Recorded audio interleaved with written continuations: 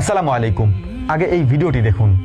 ज़ेब भाई सुबह के 10 बज रहे और अभी तो सूरज नहीं निकला।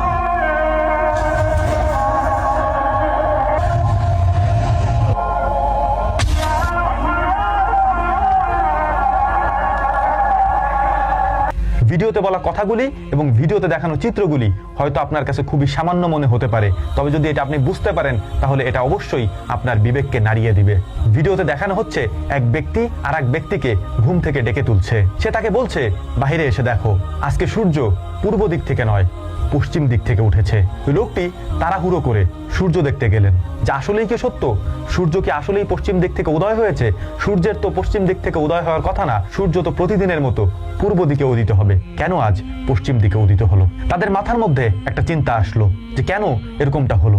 সাথে সাথে ছোট ছেলেটি দৌড়ে গিয়ে বাসায় থাকা কোরআন শরীফ হাতে নিয়ে খুলতে লাগলেন কোরআনের পাতাগুলি।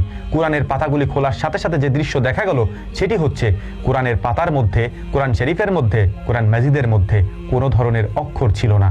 কোরআনের আয়াতগুলি কোরআন থেকে উঠিয়ে নেওয়া হয়েছে, সেখানে শুধু সাদা পৃষ্ঠাগুলি পড়ে রয়েছে। আপনি বুঝতে পারছেন আমি কোন বিষয়ে কথা বলছি? আল্লাহ রাব্বুল আলামিন যখন কিয়ামতের সর্বশেষ আলামতগুলি প্রকাশিত করবেন, সেই আলামতগুলি ঠিক এভাবেই রব্বুল আলামিন আমাদের সামনে প্রকাশিত করবেন, যেটিকে তারা ভিডিও আকারে আমাদের সামনে তুলে ধরেছেন। আল্লাহ নবী সাল্লাল্লাহু আলাইহি ওয়াসাল্লাম বলেছেন, কিয়ামতের পূর্বে অর্থাৎ কিয়ামতের একেবারে আগে যে ঘটনাগুলি ঘটবে, সেই ঘটনাগুলির মধ্যে অন্যতম হচ্ছে সূর্য পশ্চিম দিক থেকে উদিত হবে, পূর্ব দিক থেকে নয়, এবং কোরআনের পাতা থেকে কোরআনের আয়াতগুলিকে উঠিয়ে নেওয়া হবে।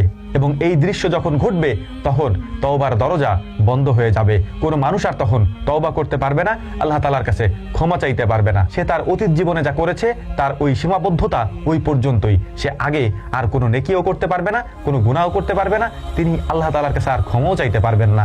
এমন একটা পরিস্থিতি যদি কোনো মানুষের সামনে হয়, সে যদি বুঝতে পারে কিয়ামত আর কিছুক্ষণ পরেই সংগঠিত হতে যাচ্ছে, সূর্য পশ্চিম দিক থেকে উদিত হচ্ছে, কোরআনের পাতা থেকে আয়াতগুলি উঠে যাচ্ছে, এমন তো অবস্থায় ওই মানুষটা কি করবে? কারণ তখন তার কাছে তওবা করার মতো ওই সময়টুকু আল্লাহ তাআলা আর অবশিষ্ট রাখেননি। এই জন্যে আল্লাহ রাব্বুল আলামিন আমাদেরকে তওবা করার জন্য যথেষ্ট পরিমাণে সময় দিয়েছেন, এবং এখনো পর্যন্ত আমরা জানি না ওই মঞ্জির আমাদের জন্য কখন উপস্থিত হয়ে যায়, কখন আল্লাহ রাব্বুল আলামিন আমাদেরকে ডেকে নেন, তার ওই ডাকের সাড়ায় আমাদেরকে উপস্থিত হতে হবে, কিয়ামতের ওই মঞ্জির আমাদেরকে দেখতে হবে। আমি আল্লাহ তাআলার কাছে দোয়া করি রব্বুল আলামিন কিয়ামতের পূর্বে আমাদেরকে তওবা করে নিজেদের পাপের সম্পর্কে তার কাছে ক্ষমা চেয়ে, ক্ষমা নিয়ে তারপরে আমাদেরকে দুনিয়া থেকে বিদায় করুন ইনশাআল্লাহ। আশা করি কথাগুলি বুঝতে পেরেছেন। হয়তো ভিডিওটা আপনার কাছে খুবই সামান্য মনে হতে পারে, তবে অবশ্যই এই চিন্তাগুলি আপনার মাথার মধ্যে থাকা উচিত যে আল্লাহ রাব্বুল আলামিন কিয়ামতের পূর্বে এই ঘটনাগুলি ঘটাবেন, এবং এই ঘটনাগুলি ঘটার সময়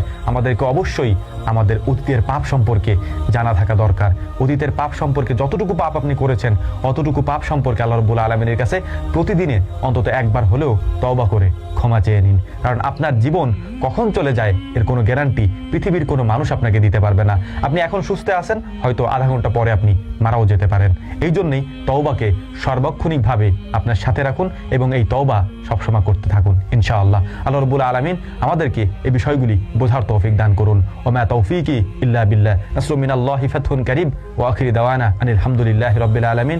আসসালামু আলাইকুম ওয়া রাহমাতুল্লাহি তাআলা ওয়া বারাকাতুহু।